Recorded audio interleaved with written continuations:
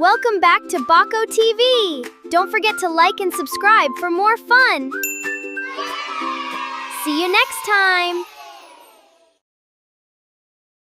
स्नेहा का सपना था कि उसे कोई बहुत ज्यादा समझदार और स्मार्ट पढ़ा लिखा लड़का मिले, लेकिन कहते हैं ना, जो भाग्य में होता है होता वही है।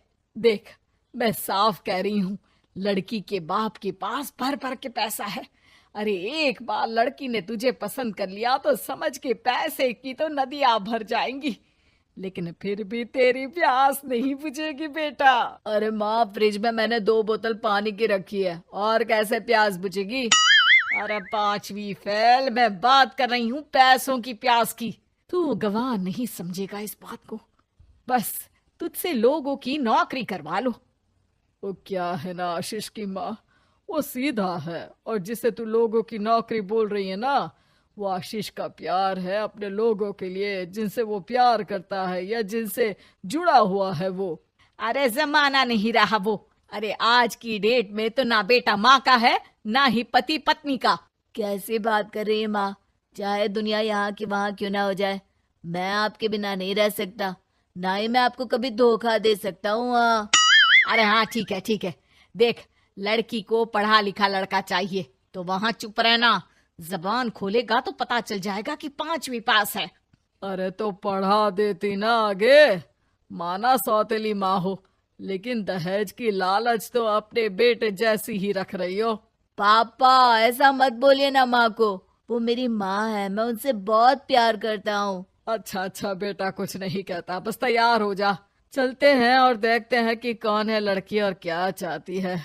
सभी मिलकर लड़की देखने जाते हैं, जहाँ स्नेहा आशीष को देखकर ही इम्प्रेस हो जाती है।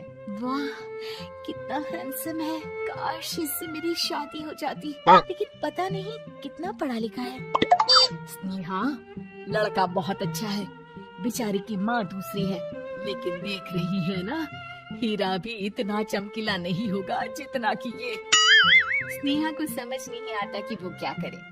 वो आशीष से मिलती है, उसकी सादगी, उसकी बातें उसे भा जाती है। मैंने नहीं सोचा था कि इतना पढ़ा लिखा लड़का मुझे मिलेगा, मैं शादी करने के लिए तैयार हूँ। और फिर स्नेहा और आशीष की शादी हो जाती है। शादी के बाद सासू माँ कहती है, अरे बेटा, वो तेरे जेवर मुझे दे दे, मैं संभाल कर रख दूंगी। स्नेहा, जो कि खुद भी एक समझदार लड़की थी, नहीं नहीं, मैं अपने जेवर नहीं दूंगी, उसके लिए तो मैंने पहले ही लॉकर खुलवा लिया था माँ जी। ये मेरी कुछ आर्टिफिशियल ज्वेलरी है, इसे रख लीजिए, वैसे मेरी अलमारी में जगह नहीं है ना। सास बेचारी नई नई बहू से क्या उलझती। सुनिए जी, मैंने आपके लिए खाना और नाश्ता बना दिया है, ऑफिस कब जाना है? कौन से ऑफिस में? मैं तो घर का सारा काम करता हूँ। हाँ, क्या बात कर रहे हैं? इतना पढ़ लिख कर आप घर का काम क्यों करते हैं? कितना पढ़ लिख कर? मैंने तो सिर्फ 5वीं तक पढ़ाई की है। तभी वहाँ सास आ जाती है। अरे 5वीं तक भी पढ़ लिया तो समझो मेरी कृपा से, वरना तो जो इसके लक्षण थे ना, क्या बताना। अच्छा आशीष, जरा बाहर जा और भाग कर टूथपेस्ट लेकर आ, सुबह से मंजन नहीं किया। और हाँ, फिर जाकर दुकान की सफाई कर देना, तेरा छोटा भाई दुकान पर जाने को तैयार हो रहा है। स्नेहा ये सब सुनकर हैरान रह जाती है। वो सोचती है कि आखिर उससे क्या गलती हो गई जो उसके साथ ऐसा हुआ। आशीष स्नेहा के पास जाता है। सुनो, तुमको तो मैंने पहली मुलाकात में ही बताया था कि। स्नेहा आशीष की बात ही नहीं सुनना चाहती है। वो जोर से चिल्लाती है, चुप रहो बिल्कुल, गंवार कहीं के।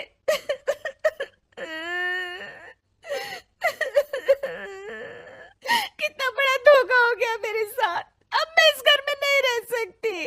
प्लीज ऐसी बात मत करो, मेरी पत्नी हो तुम, जैसे बोलोगी मैं वैसा करूंगा। मैं कोशिश करूंगा बाहर जाकर कोई काम ढूंढ लूं, पर प्लीज मत जाओ।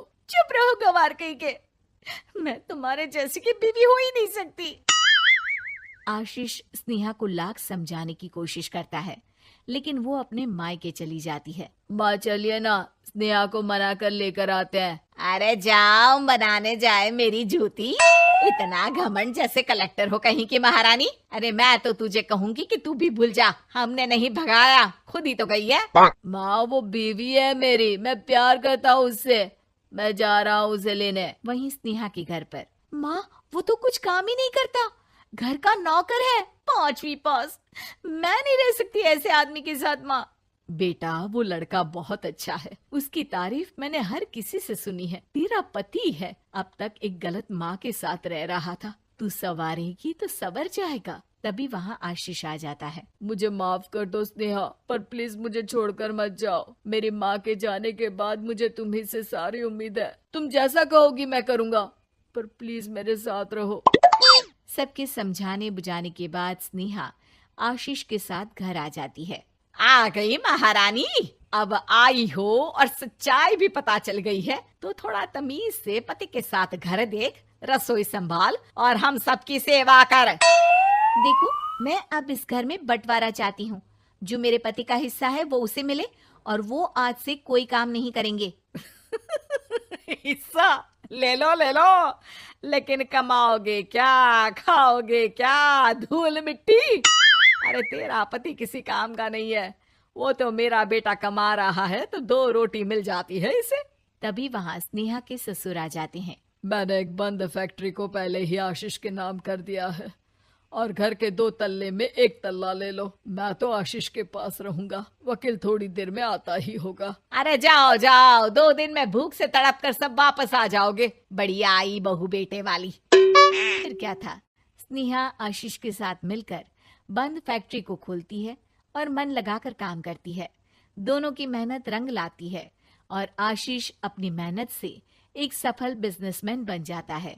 लेकिन एक दिन, अरे बहू बेटा आशीष, मुझे माफ कर दो, मैं भी अब तुम लोगों के साथ रहना चाहती हूँ। इस कमबख्त ने तो दुकान का बेड़ा गर्क कर दिया। वो तो आशीष था जो सारा दुकान का काम संभालता था। बेटा हमारे पास तो अब खाने को भी नहीं बचा। माँ जी, इसे कर्म के फल कहते हैं। खैर, खाना है तो आपको और आपके बेटे को काम करना पड़ेगा, समझी? हे भगवान, अब ये दिन आ गए हैं कि बहू के साथ रहने के लिए मुझे काम करना पड़ेगा। बेटा आशीष, तू ही समझाना अपनी बीवी को, पता है ना मैंने तुझे कितने प्यार से पाला है। हाँ माँ, वो तो ऐसे ही बोल रही है आपको। अरे घर में कामकाज के लिए बहुत सारे नौकर चाकर है, आप आराम से रहिए माँ।